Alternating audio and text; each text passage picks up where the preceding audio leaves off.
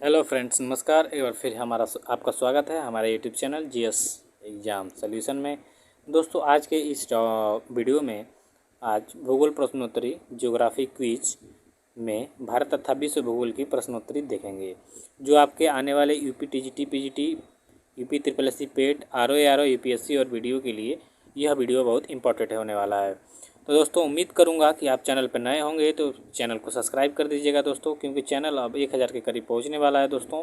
तो थोड़ा सा आप मेहनत कर देंगे तो चैनल 1000 करीब पहुंच जाएगा। तो दोस्तों, आज हम इस टॉपिक पे बात करने वाले हैं भारत तथा विश्व के भूगोल पे। तो आप चाहे किसी भी गवर्नमेंट एग्जाम की तैयारी कर रहे हैं, आपको ये वीडियो बहुत यूजफुल होने वाली है। तो दोस्तों, चलिए हम अपना ये जो आज का टॉपिक है इसको स्टार्ट करते हैं। आज के वीडियो में देखेंगे 20 महत्वपूर्ण भूगोल से संबंधित प्रश्न। चलिए स्टार्ट करेंगे।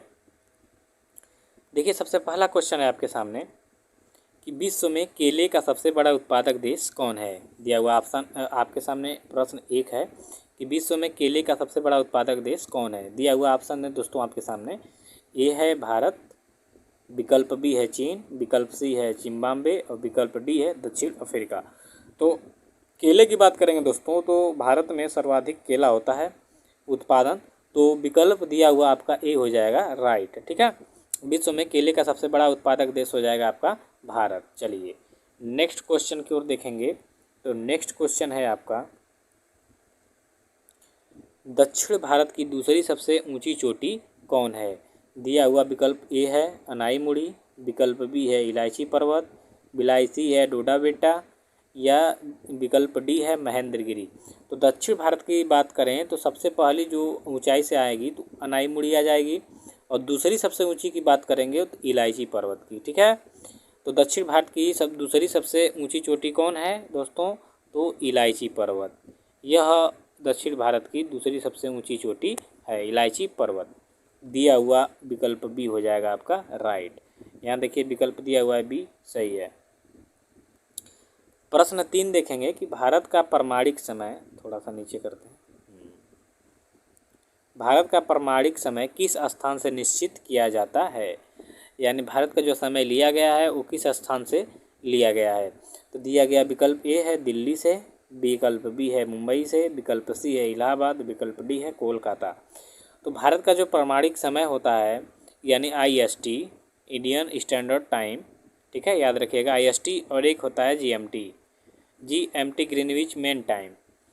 तो जो IST इंडियन स्टैंडर्ड भारतीय मानक समय इसको बोला जाता है, भारतीय मानक, इसको ग्रीनविच मध्य समय रेखा बोलते हैं। ठीक है, तो ये IST जो है यह भारत का किस स्थान से सुनिश्चित किया जाता है दोस्तों, तो दिया गया विकल्प आपका सी होगा सही, इलाहाबाद के नैनी से। ठीक है मित्रों, इलाहाबाद के नैनी से भारत का प्रमाणिक समय निश्चित किया जाता है। चलिए विकल्प सी आपका सही होगा। 4 नंबर के प्रश्न में देखेंगे दोस्तों कि अंतर्राष्ट्रीय तिथि रेखा का निर्धारण किस वर्ष किया गया। यानी अंतर्राष्ट्रीय तिथि रेखा, वही जो GMT की बात किया जा रहा है कि यह रेखा जो निर्धारण, देखिए यह सारी रेखाएं जो हैं काल्पनिक हैं। ठीक है दोस्तों, ये काल्पनिक रेखाएं हैं। तो इन काल्पनिक GMT रेखा यानी अंतर्राष्ट्रीय तिथि रेखा जो है इसका निर्धारण किस वर्ष किया गया। तो दिया गया विकल्प ए है 1950, विकल्प बी है 1952, विकल्प सी है 1856 और विकल्प डी है आपके सामने 1884। तो दोस्तों, अंतर्राष्ट्रीय तिथि रेखा की बात करेंगे तो विकल्प डी हो जाएगा सही, 1884। 1884 में अंतर्राष्ट्रीय तिथि रेखा का निर्धारण किया गया था। चलिए नेक्स्ट क्वेश्चन की ओर देखेंगे दोस्तों। अब नेक्स्ट क्वेश्चन है आपका कि एक देशांतर को पार करने में दो स्थानों के स्थानीय समय के बीच क्या अंतर होता है। यानी आप यहाँ पे ये ग्रुप बना लेंगे।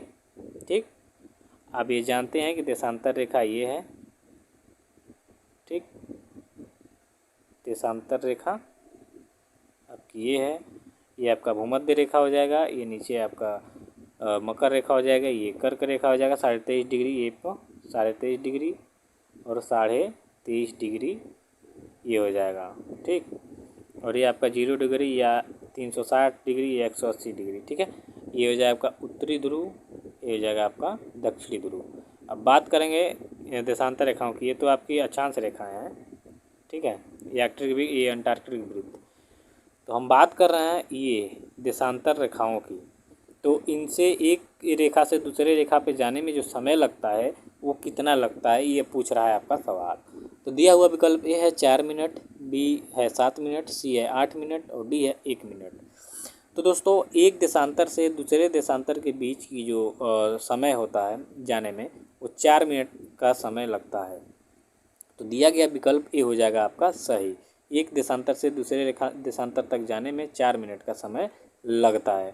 तो 4 मिनट, ठीक है। एक देशांतर से दूसरे देशांतर के बीच के स्थानीय समय में 4 मिनट का अंतर होता है।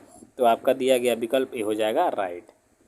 चलिए अब 6 नंबर के प्रश्न में है कि ग्रीनविच किस देश में है, यानी ग्रीनविच GMT जो है यह किस देश से निर्धारित की गई है, कहाँ इसका मतलब ये 0 डिग्री पे कहाँ है, ठीक है। दिया हुआ ऑप्शन ए है, विकल्प है ए है अमेरिका, विकल्प बी है यूके मतलब इंग्लैंड, सी है भारत और डी है फ्रांस। तो दोस्तों ग्रीनविच जो रेखा है वो लंदन से ली गई है, यानी यूके, बी हो जाएगा सही। इंग्लैंड के लंदन से शहर से ग्रीनविच रेखा को निर्धारित किया गया है, ठीक है। चलिए नेक्स्ट क्वेश्चन देखेंगे कि अंतर्राष्ट्रीय दिनांक रेखा कहाँ से होकर गुजरती है। तो दिया हुआ ऑप्शन 180 डिग्री पे हो जाएगा, 180 डिग्री से होकर गुजरती है, ठीक है। 180 डिग्री से होकर गुजरती है, तो दिया हुआ ऑप्शन आपका सी हो जाएगा।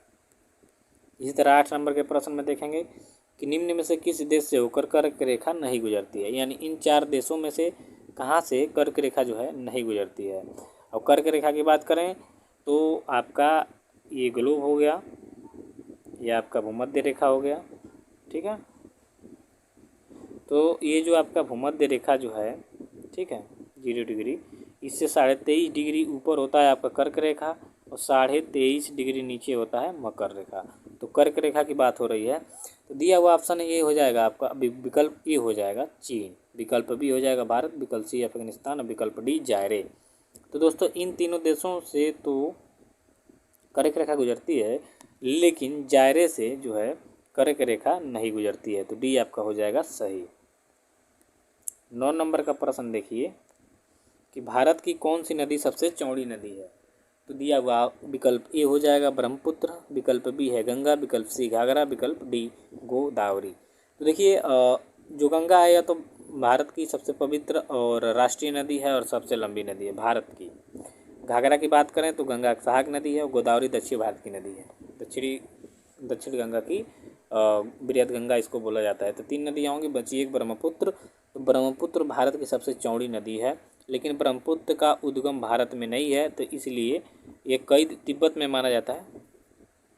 तो दिया हुआ ऑप्शन ए हो जाएगा आपका सही, ठीक है। ब्रह्मपुत्र भारत की सबसे चौड़ी नदी है। चलिए 10 नंबर का प्रश्न देखिए कि भारत के किस राज्य में गोवर्धन पर्वत स्थित है। देखिए वेरी इंपॉर्टेंट, इसको करेंगे। आप गोवर्धन पर्वत को जानते होंगे, कृष्ण भगवान ने एक उंगली पे उठाया था आपके द्वापर युग में। दिया हुआ विकल्प ए हो जाएगा गुजरात, बी हो जाएगा उत्तर प्रदेश, दिया हुआ विकल्प सी हो जाएगा महाराष्ट्र और डी हो जाएगा बिहार। तो अभी मैंने बताया कि कृष्ण भगवान का संबंध मथुरा से है, गोकुल से मथुरा से है। मथुरा पड़ता है, गोकुल पड़ता है आपका उत्तर प्रदेश में। वही द्वारिका की बात करेंगे तो गुजरात में पड़ेगा। तो सबसे पहली बात ये है कि कृष्ण भगवान जो थे बचपन उनका बीता यहीं मथुरा और गोकुल में, तो जाहिर सी बात है उत्तर प्रदेश होगा। तो गोवर्धन पर्वत दोस्तों उत्तर प्रदेश में ही स्थित है। तो दिया हुआ विकल्प भी हो जाएगा आपका सही। 11 नंबर के प्रश्न को देखिए, मिट्टी का लाल रंग किसके कारण होता है। दिया हुआ विकल्प ए है फास्फोरस, बी है तांबा, सी है लोहा और डी है नाइट्रोजन। तो दोस्तों मिट्टी का लाल रंग उसमें आयरन की उपस्थिति के कारण होता है, यानी लाल मिट्टी जो होती हैं वो आयरन के कारण ही लाल होती हैं। तो दिया हुआ ऑप्शन ए सी हो जाएगा आपका सही, लोहा के कारण। आयरन मीन्स लोहा होता है, आप ध्यान देंगे इतनी बात। तो मिट्टी का लाल रंग लोहा के कारण होता है। चलिए 12 नंबर के प्रश्न को देखिए, नील नदी का वरदान किस देश को कहा जाता है। वेरी इंपॉर्टेंट है। दिया हुआ विकल्प ए हो जाएगा इथोपिया, बी हो जाएगा अफ्रीका, सी हो जाएगा सूडान और डी हो जाएगा मिस्र। तो दोस्तों मिस्र को नील नदी का वरदान कहा जाता है, ठीक है। मिस्र को नील नदी का वरदान कहा जाता है। नील नदी का उद्गम दक्षिण अफ्रीका में माना जाता है। यह लगभग 10 देशों से होकर गुजरती है, ठीक है। और नील नदी के किनारे ही बहुत सारी सभ्यताओं का विकास भी हुआ है, जैसे मेसोपोटामिया की सभ्यता, यही मिस्र वाली। तो नील नदी का जो अवतार माना जाता है वह मिस्र को माना जाता है। दिया हुआ विकल्प हो जाएगा डी सही। 13 नंबर के प्रश्न में देखेंगे कि राष्ट्रमंडल खेल जो हम खेलते अभी जस्ट हुआ है आपका 28 जुलाई से और 8 अगस्त तक हुआ था, उसकी स्थापना किस वर्ष की गई? दिया हुआ विकल्प ये है 1931, 1831, 1991 या 1952। तो दोस्तों राष्ट्रमंडल खेल जो है वह 1931 में इसकी क्या की गई थी, स्थापना की गई थी। तो दिया हुआ विकल्प ये हो जाएगा सही। भारत एक बार मेजबानी किया है, दिल्ली में आयोजित हुआ था राष्ट्रमंडल खेल एक बार। विकल्प ए हो जाएगा आपका सही। इस बार टोटल राष्ट्रमंडल खेलों में बता दूं दोस्तों 21 गोल्ड आया है। यहाँ पे थोड़ी सी चर्चा हो जाए। 2022 के राष्ट्रमंडल खेल में भारत 21 गोल्ड मेडल जीता है और टोटल मेडलों की संख्या है 61 और विश्व के तालिका में चौथे नंबर पे भारत था। पहले नंबर पे आपका ऑस्ट्रेलिया था, दूसरे पे इंग्लैंड था, ठीक है, और चौथे नंबर पे भारत था 21 गोल्ड के साथ। टोटल इनके मेडलों की संख्या थी 61, ठीक है। चलिए 14 नंबर के प्रश्न देखिए। भारत की प्रथम बहुउद्देशीय परियोजना किस नदी पर बनाई गई थी? दिया हुआ विकल्प ए है गंगा नदी, विकल्प बी है दामोदर नदी, विकल्प सी है कावेरी नदी और विकल्प डी है चिनाब नदी। तो दोस्तों दामोदर नदी पे सर्वप्रथम भारत की बहुउद्देशीय परियोजना जो है वह स्थापित की गई थी या बनाई गई थी। तो दिया हुआ विकल्प ए बी सही हो जाएगा। 15 नंबर के प्रश्न में देखेंगे श्रीलंका का पुराना नाम क्या था? वेरी इंपॉर्टेंट, यहाँ कर लीजिए। दिया हुआ विकल्प ए हो जाएगा लंका, विकल्प बी है स्वर्ण देश, विकल्प सी है सिलोन और विकल्प डी है सोनपुर। तो दोस्तों श्रीलंका का जो पुराना नाम था वो था सिलोन। तो दिया हुआ विकल्प हो जाएगा सी। लेकिन वही बात करें हम लोग भारतीय ग्रंथों में बात करें तो श्रीलंका का वर्णन लंका से मिलता है, न कि श्रीलंका से, ठीक है दोस्तों। आप महाभारत काल से जुड़े होंगे, जानते होंगे महाभारत को, तो आप जानेंगे कि श्रीलंका को लंका के नाम से जाना जाता था, लेकिन लंका से नहीं हम लोगों को मतलब है। श्रीलंका से पहले इसका नाम था सिलोन। चलिए दिया हुआ विकल्प सी हो जाएगा सही। 16 नंबर के प्रश्न में देखेंगे कि दुनिया का सबसे बड़ी ताजे पानी की झील कौन है? दिया हुआ विकल्प है बुलर झील, विक्टोरिया झील, कैस्पियन सागर या सुपरिया झील। तो आप जानते ही होंगे कि दुनिया की सबसे बड़ी ताजे पानी की झील है सुपरिया झील। वहीं भारत की बात करें तो भारत में ताजे पानी की सबसे बड़ी झील है बुलर झील, जो जम्मू कश्मीर में पड़ती है, और ये सुपरिया झील अमेरिका में पड़ती है। याद रखिएगा अमेरिका की सुपरिया झील है, न कि रूस की, और बुलर झील न कि दूसरे देश की है बल्कि भारत की है। बुलर झील जो है जम्मू कश्मीर में है और भारत की सबसे मीठे पानी की बड़ी झील है। चलिए 17 नंबर के क्वेश्चन को देखेंगे। ये भी वेरी इंपॉर्टेंट क्वेश्चन है आपके सामने, वेरी इंपॉर्टेंट करिए यहाँ पे। विश्व पर्यावरण दिवस कब मनाया जाता है? यहाँ कन्फ्यूजन होता है दोस्तों, ध्यान दीजिएगा। दिया हुआ विकल्प ए है 5 जून, बी है 5 जुलाई, सी है विकल्प 5 अगस्त और डी है विकल्प 5 अक्टूबर। तो विश्व पर्यावरण दिवस जो है वह 5 जून को मनाया जाता है दोस्तों। 5 जून को विश्व पर्यावरण दिवस मनाया जाता है। तो दिया हुआ विकल्प ए हो जाएगा सही। 18 नंबर के प्रश्न को देखेंगे कि शनि ग्रह का सबसे बड़ा उपग्रह कौन है? दिया हुआ विकल्प ए है टेरेस्टो, बी है टाइटन, सी है एटलस और डी है चंद्रमा। तो शनि ग्रह की बात करेंगे दोस्तों, तो शनि ग्रह के बारे में जानिए कि भोर का तारा इसको कहते हैं, सांझ का तारा कहते हैं, सबसे चमकीला तारा भी इसको कहते हैं। तीनों आप जान लीजिएगा। और इसका जो सबसे बड़ा उपग्रह है वो है टाइटन। दिया हुआ विकल्प भी होगा सही। 19 नंबर के प्रश्न को देखिए कि विश्व जल दिवस कब मनाया जाता है? दिया हुआ विकल्प आपके दोस्तों सामने है 20 मार्च, 24 मार्च, 22 मार्च या 26 मार्च। तो विश्व जल दिवस जो है वह 22 मार्च को मनाया जाता है। इस तरह आपका दिया हुआ विकल्प सी हो जाएगा सही। विकल्प सी होगा सही 22 मार्च को। और लास्ट का क्वेश्चन 20वां नंबर है। पृथ्वी पर कुल कितने महाद्वीप हैं? पृथ्वी पर कुल कितने महाद्वीप हैं?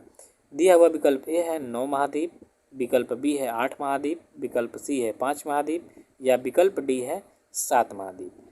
तो दिया हुआ उत्तर है आपके सामने ये विकल्प डी 7 महाद्वीप। पृथ्वी पर कुल 7 महाद्वीप हैं और महासागरों की संख्या है 5, ठीक है।